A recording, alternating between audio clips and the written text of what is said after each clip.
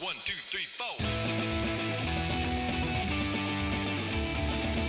got thoughts running through my head. I got thoughts, can't you see? I got thoughts of books I read. I got thoughts, won't you listen to me?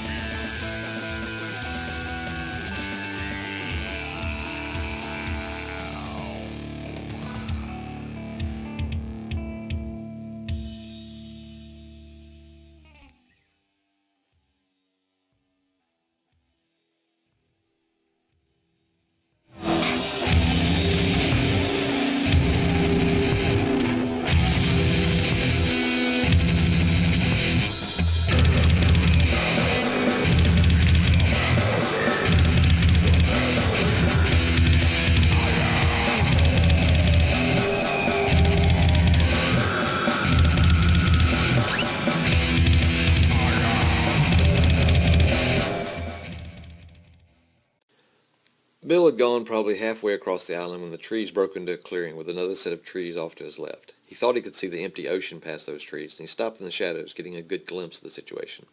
The nearest man to his right had gotten probably 40 feet out and ahead of Bill and was busy looking away to the right. On his left, Agent Scott had stretched the distance about 30 feet and was also looking away from Bill's position. To his front, underneath the trees, Bill thought he saw something twinkling as Agent Scott's light flicked quickly over it. Immediately, Bill squatted and shone his light in the same area to confirm what he'd seen. The light had reflected off something. "Something in my trees at 12 o'clock, Bill whispered over the radio. Agent Scott immediately ducked and pointed his light in that direction. Again, the light seemed to catch something that reflected it back at the viewers. Bill dashed forward across the clearing, hoping to make the distance as quickly as possible in case he was observed. The hackles on the back of his neck were raised, his entire body tense for the sniper shot that never came.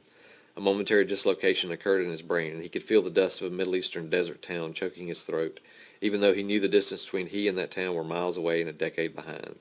He breathed a sigh of relief as he reached the shrouded safety of the next tree line. Shining his light towards the reflection again, he caught a better glimpse of what he'd spotted. Agent Scott had reached the tree line as well, and was shining his spot in the same light.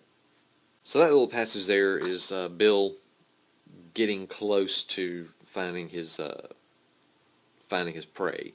Earlier in the chapter, we have a little moment where he talks to Agent Scott, and this is a younger agent. Bill's in his mid-40s, and the kid is probably in his late 20s, early 30s, and is fresh out of the academy, maybe a year, and Bill's new partner. And so there was a little moment where he and the chief of police, who's a little bit older than Bill, are kind of just reminiscing about how the younger generation comes in and is one way, and he remembers that gung-ho feeling, but he also now has some of that veteran experience that lets him tamp that down, and he doesn't want to discourage the kid from being gung-ho and going after it, but he also wants the kid to be careful and not get shot. And that was me, 2017. I'm in my mid-40s, seeing in my own job people who are younger than me, and I guess you would say millennials, coming in and learning some of those lessons of experience.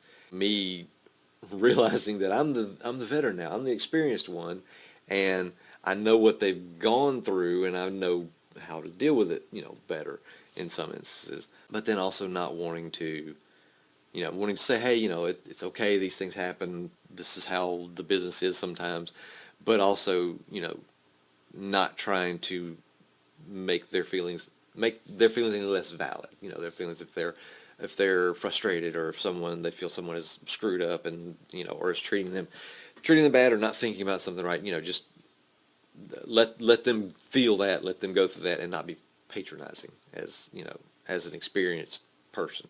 But then I also wanted to give a little bit of an insight into Bill's time in Iraq and Afghanistan, because he did serve time in both of those war theaters. When I was trying to come up with an idea for the fourth book, I had actually considered it being a book centered around Bill being haunted or cursed by something that he had seen in Iraq or Afghanistan, something he had seen there. And I thought about that, and it was an intriguing idea, but I decided not to go for it, because if this was a TV series, that would be a good that would be a good second season episode. And I didn't really think it would work. I mean, it would work, but I didn't want to jump ahead. It would seem like jumping ahead to do that, even though we'd kind of be going backwards and giving Bill. But I still wanted to talk about Bill's, time as a soldier. So then Bill and Scott, Agent Scott go on and they capture Walter Cosgrove. He had called Jack and said, Jack, come, I want you to do this I want you to come here and do a real quick consult on this guy, as a forensic psychologist, because we want to work this guy up quick. He's escaped federal custody before, so we want to get the procedural parts out of the way and get this guy to trial as quickly as we possibly can so that we can, get him punished. But we also want to know if there's other women alive, because they end up finding the woman he'd abducted, and she was still alive.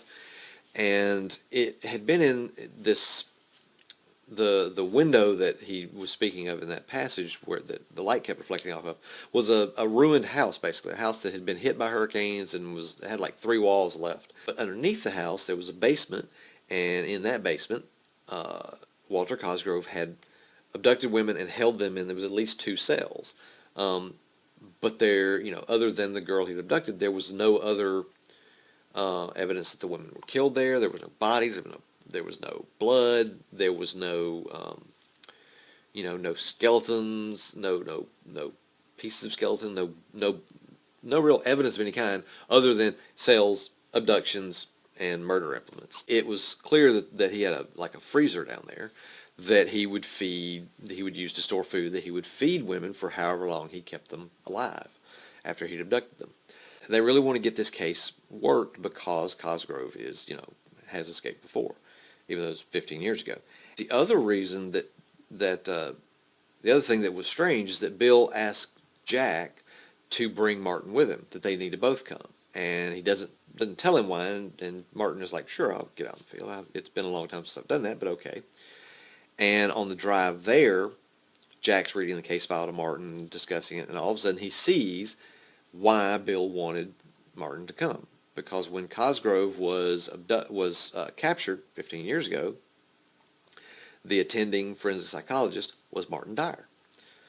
Well, Martin slams on the brakes and is like, that's impossible. I have no memory of this incident. I have no memory of this. And he explains to Jack that one of the reasons he's been so focused on amnesia patients is that about 15 years ago, he was in a car wreck and spent about a year in a coma and trying to get his memories back, and he's never gotten all his memories back. He doesn't remember writing the books that some of the books he's published. He did not remember the Cosgrove incident. Jack is, of course, somewhat suspicious because he's already suspicious with the book thing from earlier, and so this seems just odd, strange that he's never spoken of it in the years that Jack has been friends with him. Jack began to pack his things. Cosgrove watched him with a palpable disdain. As Jack picked up the recorder and shut it off, Cosgrove suddenly leapt into motion, grabbing Jack by the wrist. "Your hand," Cosgrove gasped. Jack looked down at the hand and noticed the fading scars on his palm. He remembered the burning sensation in his hand as he gripped the strange, rune-covered stone while he watched George Baxter die. He stared at the runes that he knew had something to do with his wife's death with the sleeper, and this entity Cthulhu and whatever or wherever Rallier was. "You have seen the words," Cosgrove said with a hint of wonder in his voice. "You know what they say." Jack stammered.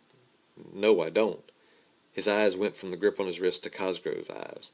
They were practically afire with excitement. "What do they mean?" "You don't remember. There is a void." Cosgrove wasn't asking a question, merely stating what he now knew to be fact. He pointed to his own head to indicate Jack's memory lapses. "What do they mean?" Jack couldn't contain the growing frenzy in his voice.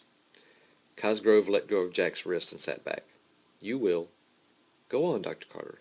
I am tired now. We will speak again." So that's Jack interviewing Cosgrove, and Cosgrove noticing the scar on his palm from when he gripped the stone in the first book, First Stone, saying, you know what they mean. You know what these words mean.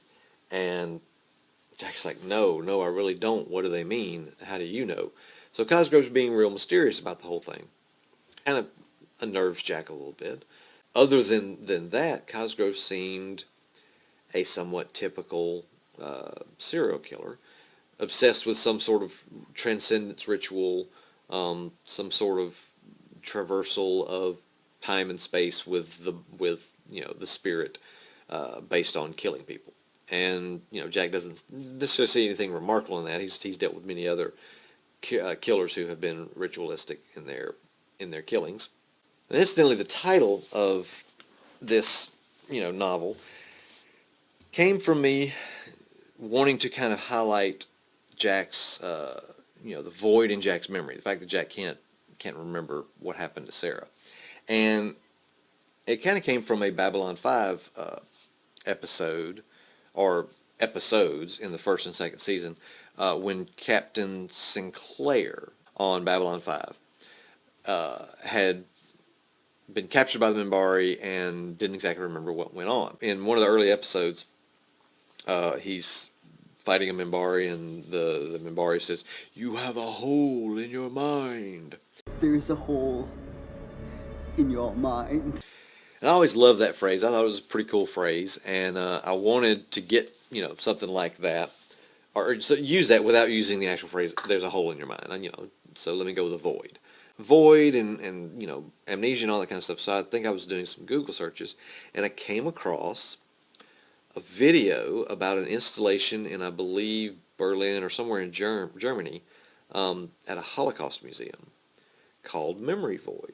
It's a very haunting art installation where there's all these faces in metal, stamped in metal, that are kind of screaming faces, and they're all along the floor of this big open area in this museum, and there's no sound in there other than the echoes off of all these different, like 10,000 little pieces of metal, scraping up against each other as you walk across it. And it's just this really haunting sound, this haunting big void.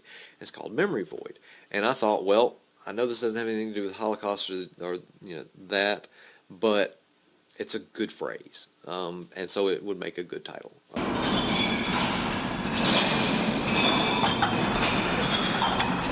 I ended up writing a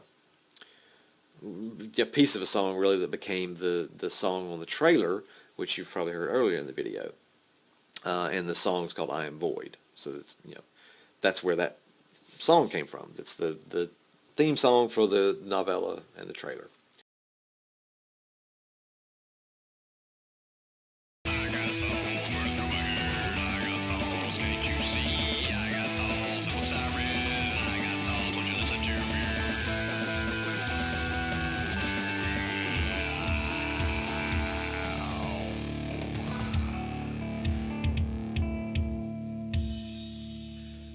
So,